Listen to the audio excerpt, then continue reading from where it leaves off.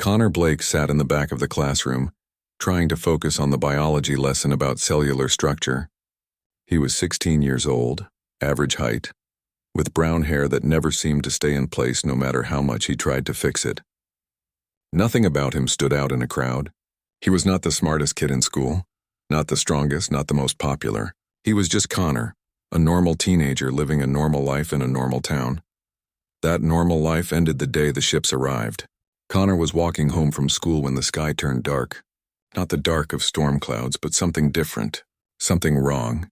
He looked up and saw them, massive vessels hovering above the city, their hulls gleaming with colors that did not exist in nature. The ships were so large they blocked out the sun. People stopped on the streets, pointing and screaming. Some ran for cover. Others stood frozen in fear. Connor did not run. He stood there watching as smaller craft descended from the main ships. They landed in parks, parking lots, and open fields across the city. When the doors opened, beings emerged that looked nothing like humans. Some walked on two legs like people, but their skin was scaled or covered in hard plates. Others floated without touching the ground. Some had too many arms. Some had no arms at all. They were aliens, real aliens, and they had come to Earth. The next few weeks passed in a blur of chaos and wonder. The aliens called themselves the Galactic Council. They told humanity that Earth was not alone in the universe. Thousands of intelligent species lived among the stars, connected by trade, diplomacy, and shared knowledge. They had been watching Earth for centuries, waiting for humans to reach a certain level of technology before making contact. That time had come. Earth was being invited to join the galactic community. But there was a condition. The Council wanted to see if humans could survive in the wider galaxy. They needed proof that humanity was worthy of membership. The test was simple. One human teenager would be chosen to attend Vexar Academy, the most prestigious and dangerous school in the galaxy. This school trained warriors, strategists, and leaders from every major species. It was a place where only the strong survived. If the human student could graduate, Earth would be accepted into the Council. If they failed, Earth would remain isolated, considered too weak to join. Governments around the world scrambled to find the perfect candidate. They tested thousands of teenagers. They looked for the smartest, the strongest, the most talented. They ran physical tests, mental tests, and psychological evaluations. Connor never expected to be chosen. He was not exceptional at anything. He had average grades, played sports but never made varsity, and spent most of his free time reading science fiction books and playing video games with his friends. The day the officials came to his house, Connor thought someone had made a mistake. Two serious-looking people in dark suits sat in his living room with his confused parents. They explained that Connor had been selected from all the candidates on Earth. His mother cried. His father looked proud and terrified at the same time. Connor just felt numb. Why him? What did they see in him that he did not see in himself? The officials explained their choice. During the psychological testing, Connor had shown something unusual. When faced with scenarios designed to terrify him, scenarios where survival seemed impossible, Connor had done something most people did not do. He felt the fear. He understood the danger, but he moved forward anyway. While other candidates either panicked or pretended not to be afraid, Connor acknowledged his fear and acted despite it. The aliens found this fascinating. Most advanced species had evolved beyond fear over thousands of years of comfortable living. They had forgotten how to be brave because they no longer needed courage. Connor had 3 days to say goodbye to his family and friends. 3 days to prepare for a journey that would take him light years from home. His mother held him tight and told him she was proud of him. His father gave him advice about staying strong and never giving up. His friends threw him a going-away party that felt more like a funeral. Everyone knew the academy was dangerous. Everyone knew most students did not survive to graduation. They were sending Connor to his death, and they all knew it. But someone had to go. Someone had to prove that humans belonged among the stars. The transport ship that came for Connor was smaller than the massive vessels that first arrived on Earth. But it was still larger than any building in his town. The inside was clean and sterile, with walls that glowed with soft blue light. The crew was alien, members of a species called the Vexians who ran the academy.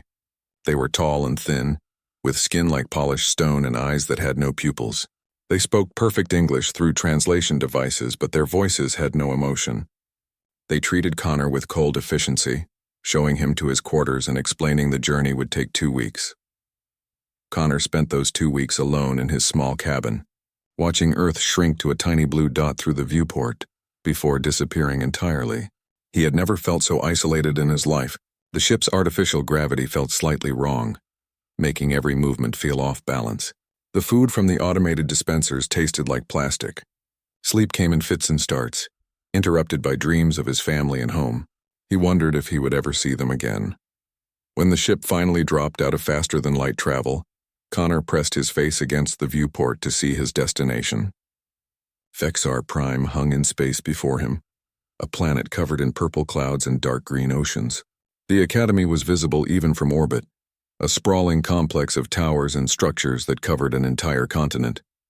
Other ships were arriving at the same time, each carrying students from different worlds. Connor counted at least 20 vessels, all heading toward the same landing zone. The transport descended through the atmosphere, and Connor got his first real look at the beings he would be competing against. Through the viewport he could see other landing platforms. Massive reptilian creatures with armor-like skin and claws the size of swords climbed down from one ship. From another emerged beings that seemed to be made of pure energy, their forms flickering and shifting. Insect-like warriors with too many legs skittered down ramps. Flying creatures with leathery wings soared overhead. Every one of them looked like they could kill him without trying. The ship landed with a gentle thump. The crew gestured for Connor to follow them to the exit. He took a deep breath, picked up the small bag containing his few possessions, and walked toward the door. The ramp lowered and bright purple sunlight flooded in. Connor stepped out onto alien soil for the first time. The air smelled different here, sharper and cleaner than Earth's atmosphere. The gravity was slightly lighter, making him feel like he could jump higher than normal. The sky was the wrong color, the sun was the wrong size, and everything felt completely alien. Hundreds of students filled the landing zone, and every single one of them turned to look at Connor. He was the only human, the only representative of a species that no one in the galaxy respected. He could see it in their eyes. Some looked curious, examining him like a strange insect. Most looked contemptuous, as if his presence insulted them. A few looked hungry, and Connor realized with a chill that some species in the galaxy probably considered humans to be food. A massive figure appeared at the front of the crowd. It was a Vexian, but much larger than the ship's crew. This one stood nearly 10 feet tall, with muscles visible beneath its stone-like skin. Its voice boomed across the landing zone without any translation device. This was Headmaster Cross, the leader of Vexar Academy. He began explaining the rules of the Academy. Only the strongest would survive. Only the smartest would succeed. More than half of the students standing here today would never graduate. They would either die in training or be sent home in disgrace. When Cross's glowing eyes landed on Connor, the headmaster's expression changed. His stone face twisted into something that might have been disgust. He announced to the crowd that a human had been allowed to attend as a political courtesy. No one expected the human to last even 1 week. The galaxy had millions of species, and humans were among the weakest. They had no natural weapons, no armor, no enhanced senses. They were slow, fragile, and completely unsuited for survival beyond their own world. The alien students erupted in laughter, the sound echoing across the landing zone like thunder. Connor stood alone in that crowd of hundreds, listening to them mock his entire species. He should have been terrified. He should have wanted to run back to the ship and demand to be taken home. Every logical part of his brain screamed that he was going to die here. But Connor did not run. He did not look away. He met Headmaster Cross's glowing eyes and did something that shocked every alien present. He smiled. Not a nervous smile or a fake smile. A real, genuine smile. Because Connor knew something these aliens did not understand about humans. Fear was not weakness. Fear was fuel. And Connor Blake was ready to burn. The first night at Vexar Academy passed slowly for Connor. He was assigned quarters in a dormitory building that housed first-year students. His room was small and plain, with a bed that was too hard, a desk that was too low, and walls that glowed with dim purple light. Everything was designed for Vexians, not humans. Connor lay awake for hours, listening to strange sounds echoing through the halls, roars, clicks, and noises he could not identify, sounds made by creatures that could probably kill him in seconds. Morning came too soon. An alarm blared through the building, loud enough to shake the walls. Connor dragged himself out of bed and put on the standard academy uniform they had given him. Black pants and a gray shirt made from some material that felt wrong against his skin. When he stepped into the hallway, he found himself surrounded by aliens heading toward the main assembly area. They towered over him, bumped into him without apologizing, and spoke in languages that his translator struggled to understand. The assembly area was a vast courtyard surrounded by tall buildings.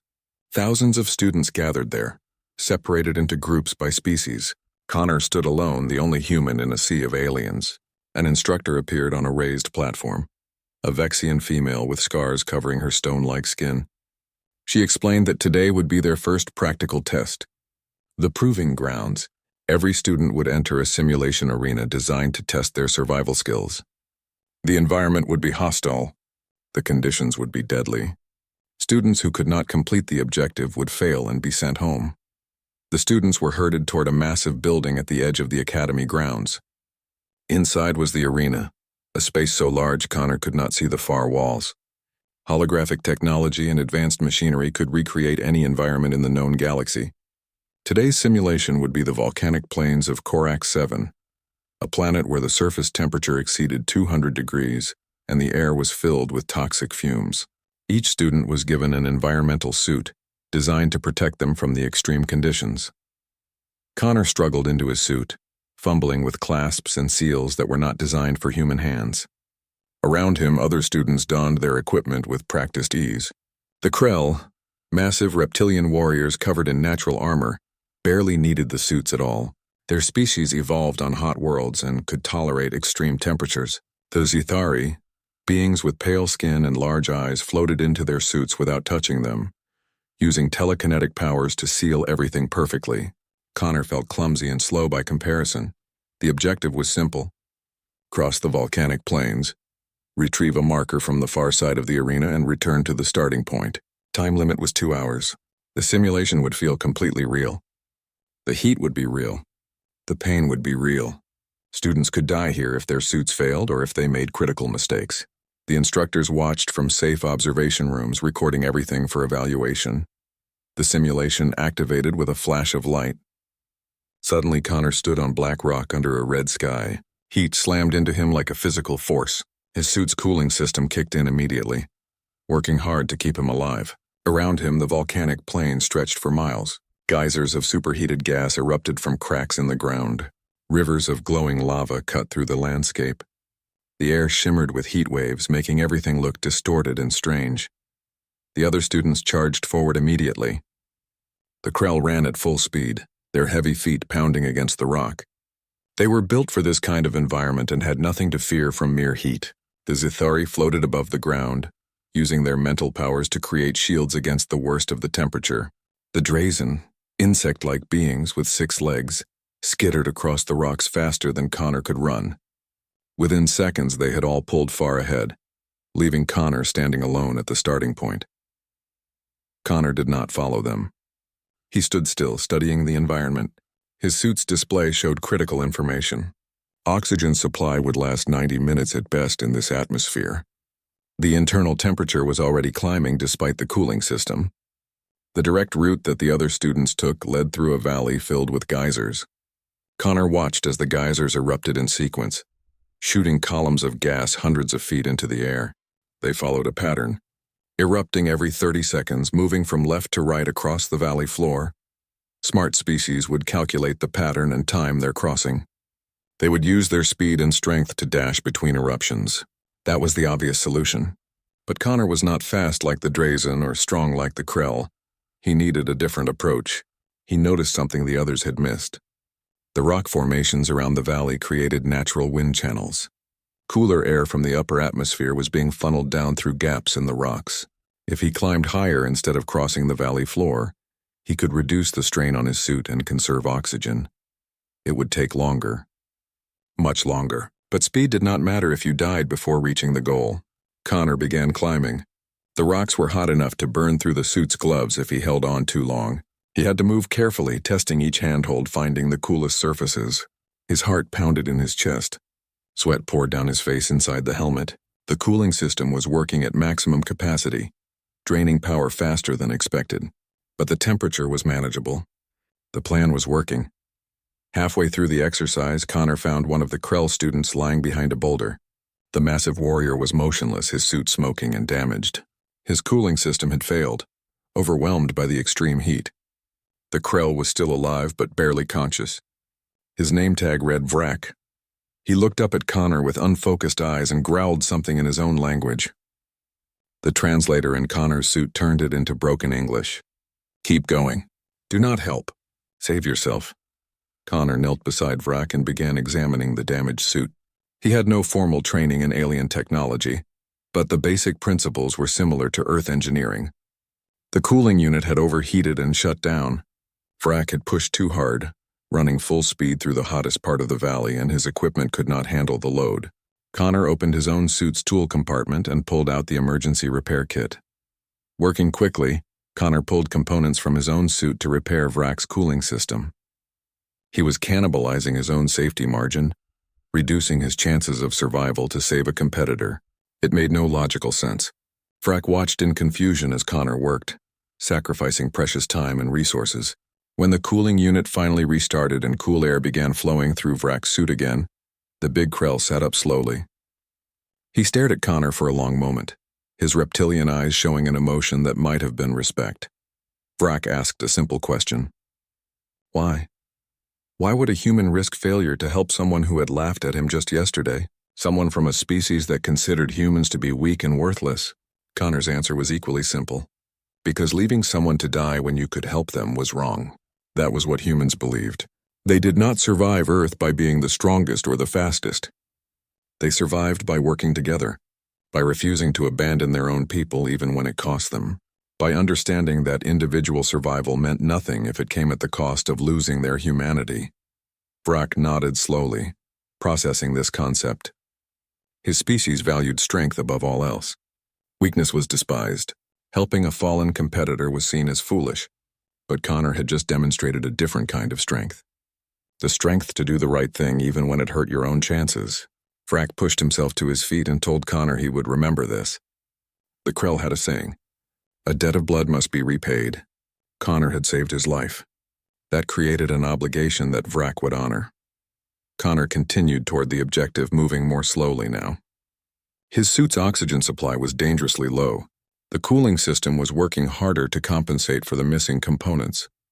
Every breath felt thick and difficult. His vision started to blur at the edges, but he kept moving, one step at a time, one handhold at a time. He reached the marker and grabbed it with shaking hands. Now he just had to make it back. The return journey was a nightmare. Connor's oxygen gauge dropped into the red zone. His suit's alarms were screaming warnings. The cooling system was failing, and heat was beginning to seep through the protective layers. His muscles felt like lead. His lungs burned with each breath. He stumbled and fell more than once, scraping his suit against sharp rocks. Each time he fell, it took longer to get back up. Each time, the little voice in his head told him to stay down, to rest, to give up. Connor did not listen to that voice. He pushed himself back to his feet and kept moving. He thought about his family back on Earth, his mother who had cried when he left, his father who had told him to stay strong, his friends who had believed in him. He thought about all the humans who would come after him, who would be judged based on what he did here. If he quit now, he would be proving the aliens right. Humans were too weak, too fragile, not worthy of joining the galactic community. He crossed the finish line with 30 seconds of oxygen remaining. His suit was barely functional. His body was exhausted beyond anything he had ever experienced. But he was alive. He had completed the objective. The simulation deactivated and the volcanic plains disappear. Weeks passed at Vexar Academy, and Connor slowly learned how to survive in this hostile environment. Every day brought new challenges. Combat training where he was beaten and bruised by opponents twice his size. Strategy classes where his slow human brain struggled to keep pace with species that could think faster than he could speak. Physical conditioning that pushed his body to its absolute limits. But Connor endured. He learned. He adapted. The academy operated on a strict hierarchy. The strongest students held positions of power. They got the best training slots, the most food, the respect of instructors and peers. At the top of this hierarchy were the Krell warriors. Their species valued strength above all else, and their natural advantages in size and power made them dominant in almost every physical competition. Leading the Krell students was a warrior named Thrax. a massive brute who stood nearly 9 feet tall and weighed at least 500 pounds of solid muscle and armored hide. Connor should have been at the bottom of the hierarchy. By every measure the Academy used, he was weak. He lost more fights than he won. His test scores were average at best. His physical abilities were mediocre compared to enhanced alien physiology. But something strange was happening. Students were starting to gather around him. It began with Vrak, who now sat with Connor at every meal.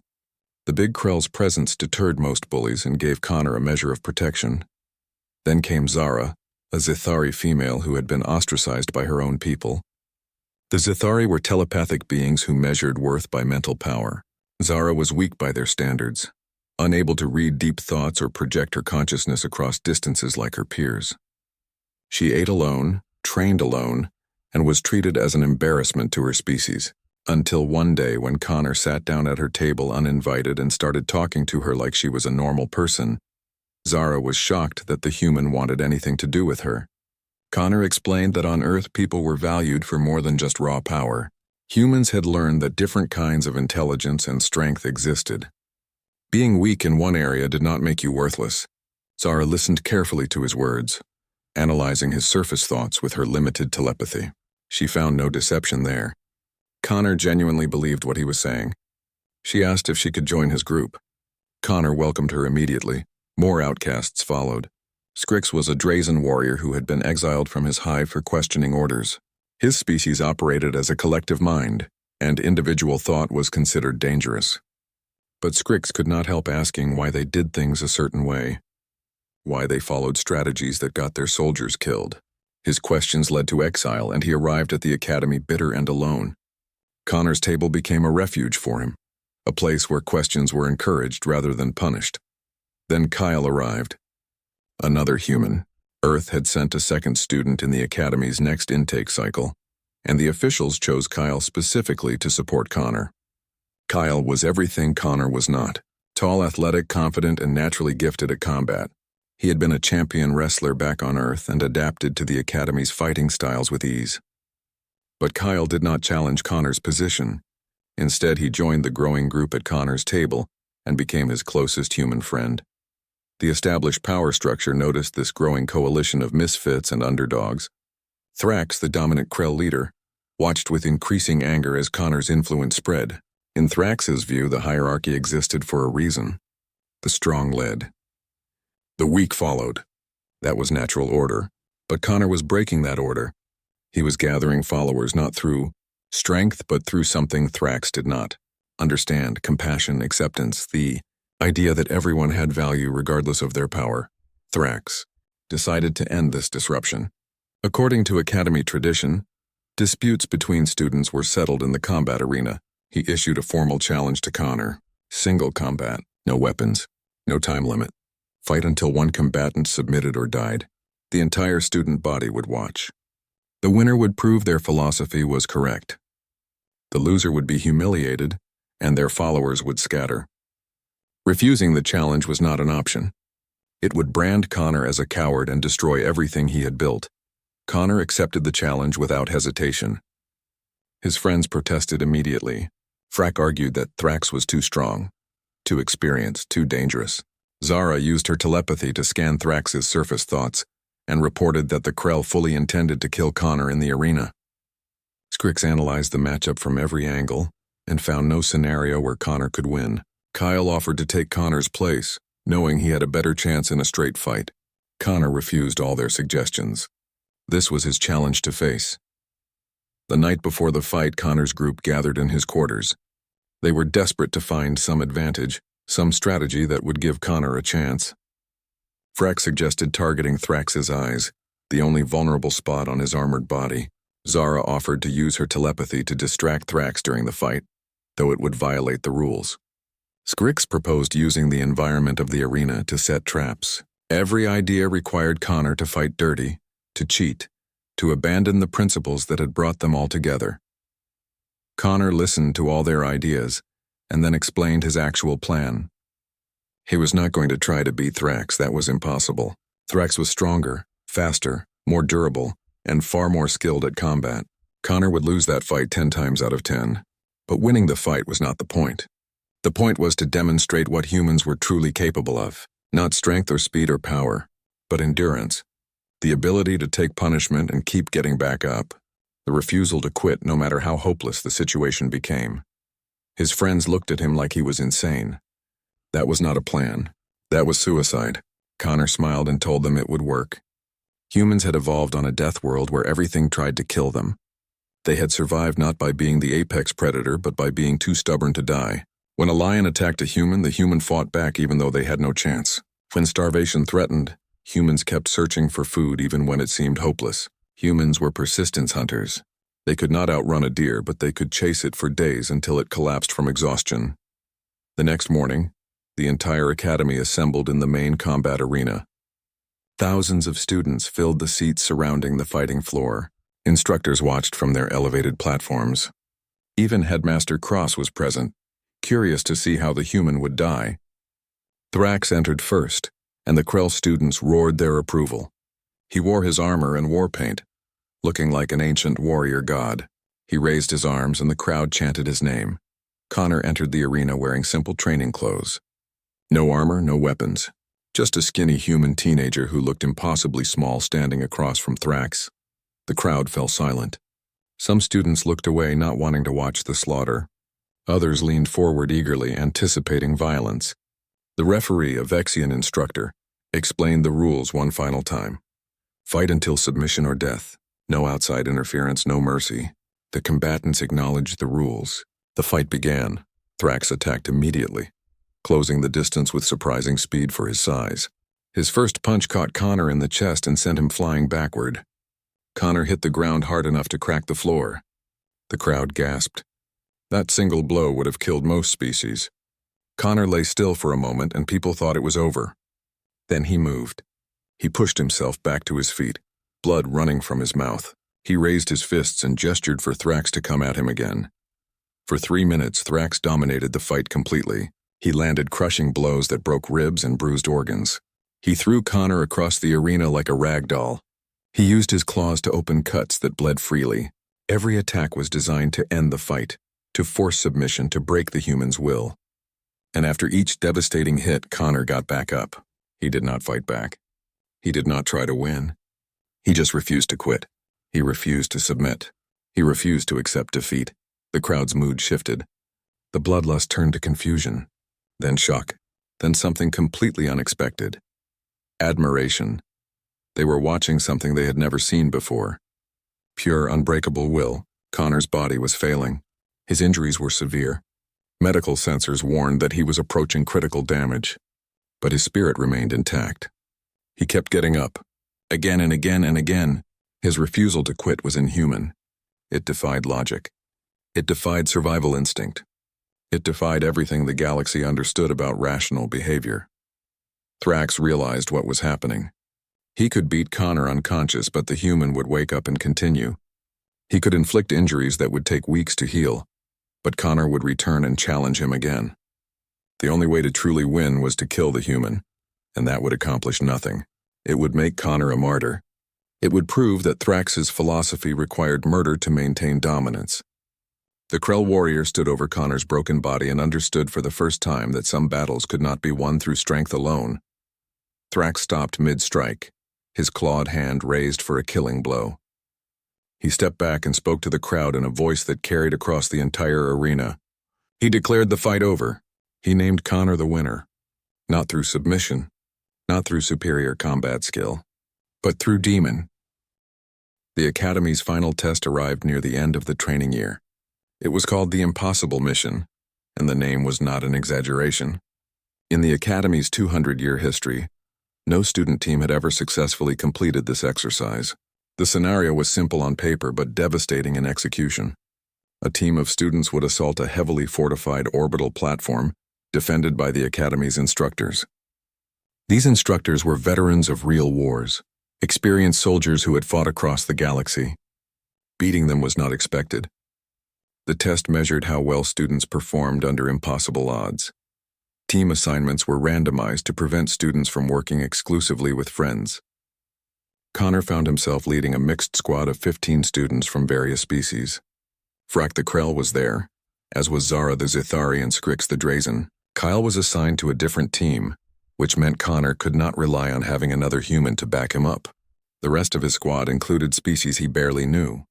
A floating gas creature that communicated through color changes, 2 insectoid warriors who clicked at each other constantly, a shapeshifter who made everyone nervous. They were given 12 hours to study the target and plan their assault. The orbital platform hung in space above Vexar Prime, bristling with defensive weapons. Automated turrets covered every approach vector. Energy shields protected the hull. Inside, 30 instructors waited with advanced weapons and superior tactical positions.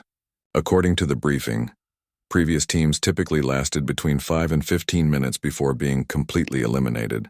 The record was 18 minutes set by a team led by Thrax 2 years ago. Connor gathered his team in a planning room and spread out holographic displays of the target. His squad members immediately began suggesting strategies. The Krell wanted a frontal assault using their natural durability to absorb damage. The Drazen proposed a speed-based infiltration, using their quick reflexes to dodge defensive fire. Zara suggested using her telepathy to confuse the defenders. Every suggestion followed the same basic pattern. Attack the platform directly using whatever advantages their species possessed. Connor listened to all the ideas, and then asked a simple question. Why were they trying to take the platform at all? His squad stared at him in confusion. That was the objective. They had to capture the platform to complete the mission. Connor pointed out that the mission briefing said they had to neutralize the platform's defenses. It did not specifically require them to capture it through direct assault. There might be other ways to achieve the goal. He zoomed in on a section of the holographic display showing the platform's power systems.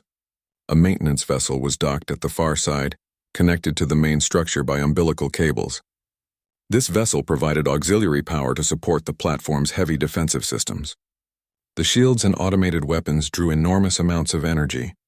Without that extra power from the maintenance ship, the defenses would be forced to operate at reduced capacity or shut down completely. The maintenance vessel was not heavily defended because it was not considered a primary target. The instructors expected students to focus on the main platform. Nobody would waste resources attacking a support ship when the real objective was right in front of them, but Connor saw an opportunity that others missed. If a small team could disable the maintenance vessel without alerting the defenders, the platform would lose half its power. Then the main assault would have a real chance of success. His squad was skeptical. It seemed too simple, too easy. Connor explained that humans had a long history of asymmetric warfare. When facing stronger enemies, they did not fight fair. They looked for weak points, used misdirection, and attacked where the enemy was not prepared. The galaxy had forgotten these tactics because most species relied on overwhelming technological superiority. They had become predictable. Humans were not predictable. The plan took shape over several hours. The main squad would launch a visible assault on the platform's primary docking bay. They would make as much noise as possible, drawing all attention to the front door. Meanwhile, Connor would lead a 3-person team on a stealth approach to the maintenance vessel. They would use the platform's own sensor blind spots and maintenance corridors to slip past the defenses. Once they disabled the power coupling, the defensive grid would fail and the main squad could storm the weakened platform. Connor chose his infiltration team carefully. He would go himself because the plan was his and he would not ask others to take risks he was unwilling to face. Kyle would be his second because despite being on different teams, Connor convinced the instructors to allow a swap. The 2 humans worked well together and understood each other instinctively. For the third member, Connor chose Zara. Her telepathy was weak, but it could detect thoughts from short range. She could warn them if defenders were nearby. The exercise began at dawn. Connor's squad launched from the academy in assault shuttles, flying toward the orbital platform at high speed. The defenders detected them immediately. Alarms blared across the platform. Instructors rushed to their battle stations. Automated turrets swiveled to track the incoming shuttles. The trap was set. The defenders were ready, or so they thought. The main assault hit the platform's primary docking bay with explosive force. Frack led the charge, his massive form absorbing fire from multiple directions. The Drazen warriors scattered and attacked from unexpected angles.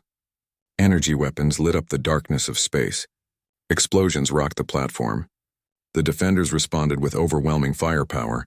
confident they would repel this attack just like all the others. They never noticed the tiny shuttle approaching from the opposite side of the platform. Connor piloted the small craft with hands that were steadier than he expected. He had been training on simulators for months, but flying a real shuttle through a combat zone was completely different.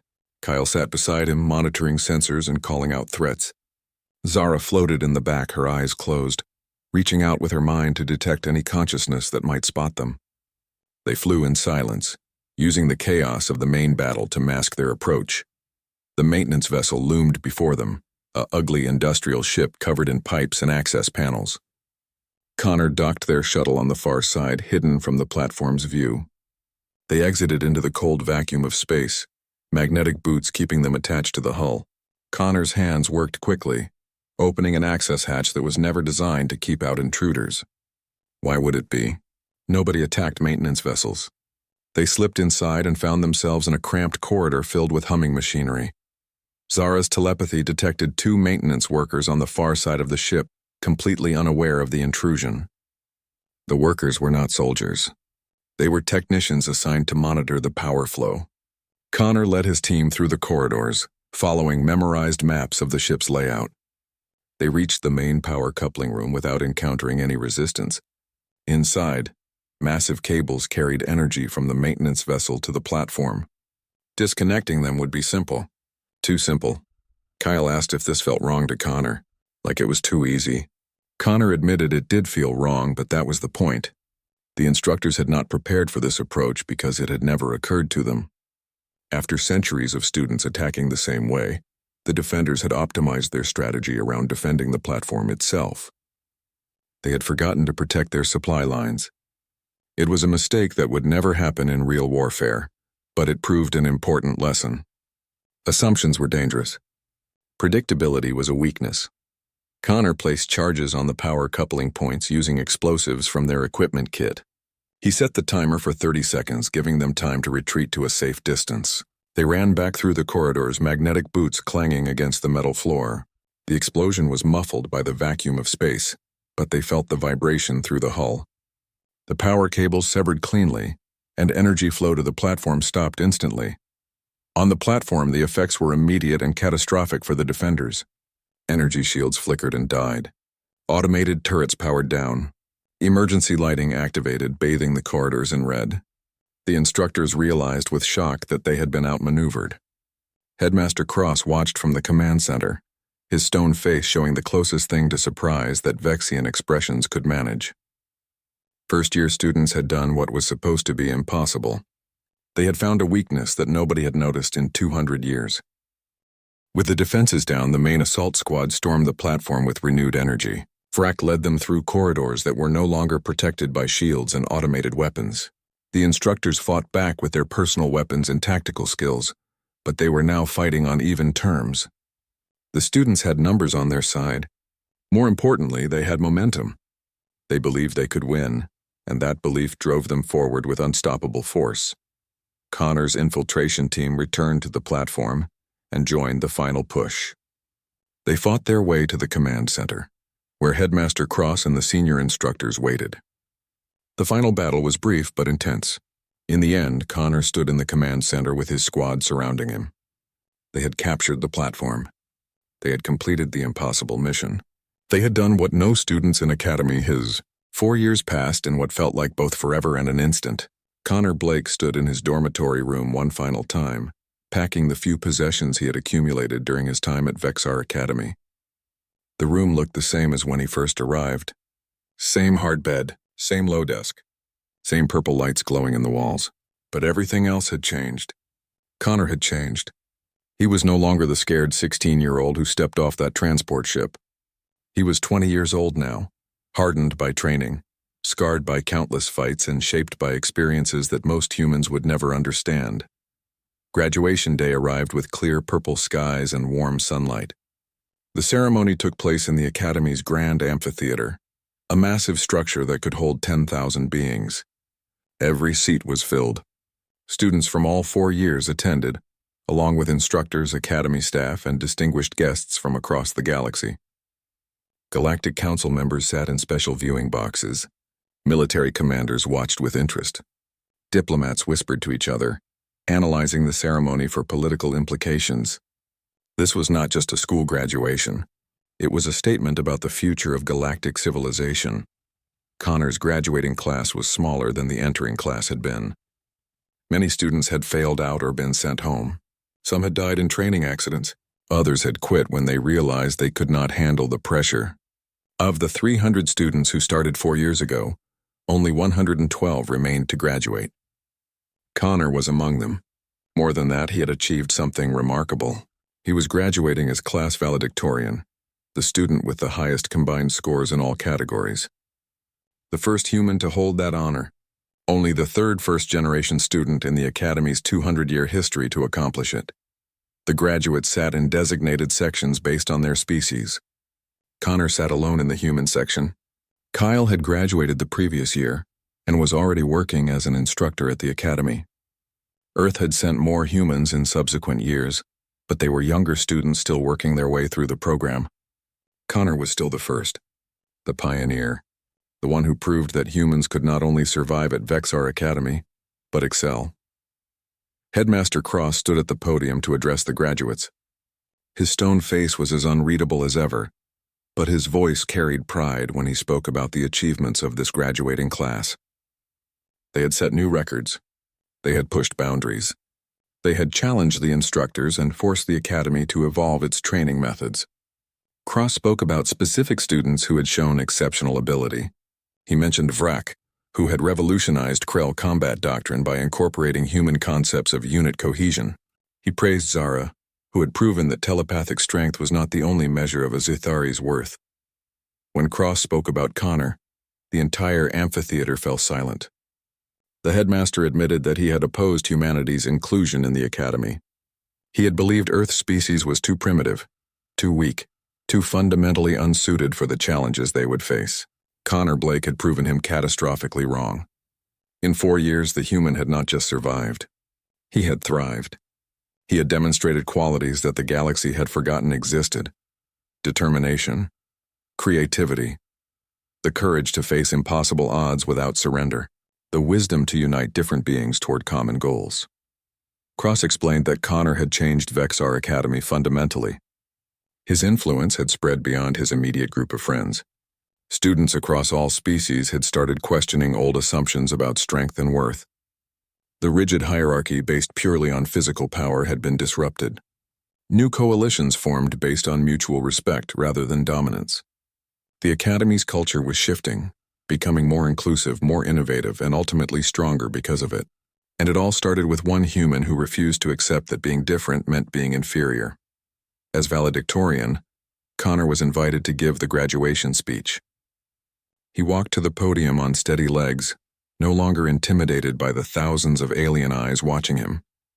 He looked out at the crowd and saw beings from hundreds of different worlds. Each species had their own strengths, their own advantages, their own paths through life, and sitting among them were his friends. Vrak the Krell, whose loyalty had never wavered. Zara the Zithari, who had learned to value her own unique gifts. Skrix the Drazen, who had found the courage to think for himself. Thrak sat there too, the former bully who had become an unexpected ally after their famous fight. Connor began his speech by talking about fear. He told them about the first day he arrived at the Academy, standing alone on that landing platform while hundreds of hostile aliens stared at him. He had been terrified, absolutely convinced he was going to die. But he had also been curious. He wanted to know if humans really were as weak as everyone believed. He wanted to prove that his species deserved a chance. And most importantly, he wanted to understand these alien beings who seemed so different from humanity. He spoke about human history, about how his species had evolved on a brutal world that tried to kill them at every turn. Earth was a death world by galactic standards. Predators hunted humans. Diseases ravaged them. Natural disasters destroyed their homes. For millions of years, humans lived on the edge of extinction. They survived not because they were strong, but because they refused to give up. They learned to work together.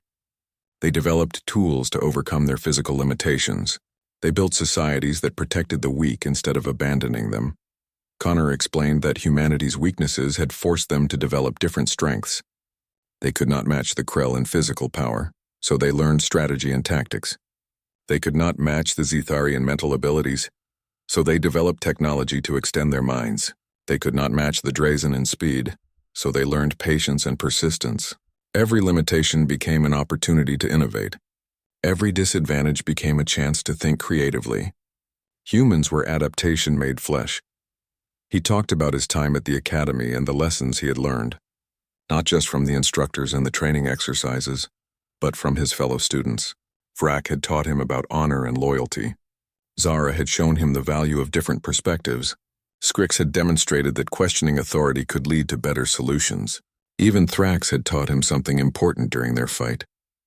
That true strength was knowing when to show restraint. That dominance was not the same as leadership. Connor's voice grew stronger as he reached the heart of his message.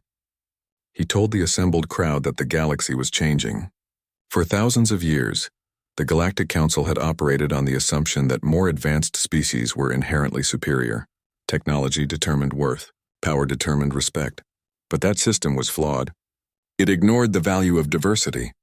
It dismissed species that did not fit conventional measures of success. It created a hierarchy that stifled innovation and perpetuated old patterns of thinking. Humanity offered something different. Not because humans were better than other species, but because they were different in useful ways. They brought fresh perspectives, new approaches to old problems, a willingness to question assumptions that everyone else accepted without thought. The galaxy needed that. The Council needed that, because the universe was vast and full of challenges that could not be solved with technology and firepower alone. Sometimes you needed creativity. Sometimes you needed determination. Sometimes you needed beings who were too stubborn to accept that a problem was unsolvable. Connor concluded his speech with a message for the graduating students. He told them they had been given an incredible opportunity by attending Vexar Academy. They had trained alongside the best and brightest beings in the galaxy. They had learned skills that would serve them in whatever paths they chose. But the most important thing they had learned was how to work with beings who were completely different from themselves. That was the real power of the Academy. Not the combat training or strategic education, but the connections they built across species lines. The amphitheater erupted in applause when Connor finished. It started slowly, a few individuals clapping, then spread like wildfire through the crowd. Thousands of beings from hundreds of species stood and showed their approval. Even Headmaster Cross was clapping, his stone hands creating sounds like rocks striking together. The applause continued for several minutes, and Connor stood at the podium feeling something he had not expected to feel. Pride. Not just pride in himself, but pride in what they had all accomplished together. After the ceremony, Connor was approached by a delegation from the Galactic Council. They offered him a position as humanity's first ambassador to the wider galaxy. It was an important role that would involve traveling between worlds, representing Earth's interests, and building relationships with other species. The pay was excellent, the prestige was enormous, and most importantly, it would allow Connor to continue the work he had started at the Academy, building bridges, proving that humans belonged among the stars, showing the galaxy that cooperation was stronger than domination. Connor accepted the position immediately. This was what he had been preparing for, even if he had not realized it at the time. His journey had never been just about him. It had been about proving something for all of humanity. Every challenge he faced, every obstacle,